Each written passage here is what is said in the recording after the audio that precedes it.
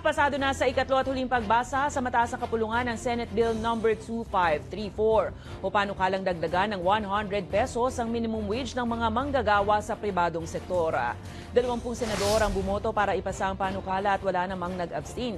Ayon kay Senator Jinggoy Estrada, malaki ang maiaambag ng 100 pisong sahod sa mga manggagawa dahil sa patuloy na taas presyo ng mga pangunahing bilihin. Naniniwala naman si Senate Majority Leader Joel Villanueva na maliit lamang ang magiging epekto ng dagdag sahod sa ekonomiya at posibleng bumaba na rin ang unemployment rate sa bansa. Daraan pa ang panukala sa Kongreso sa kahihintayin ng lagda ng Pangulo. Pero sakaling maaprubahan, mula 610 pesos na arawang sahod, magiging 710 pesos na ang minimum wage ng mga manggagawa sa pribadong sektor.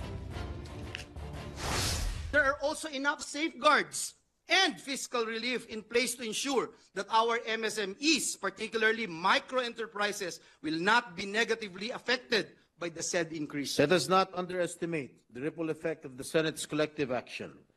A higher minimum wage does not only impact the lives of those directly affected, but reverberates throughout our communities, stimulating local economies and ensuring that people would have more money in their pockets to meet their basic needs.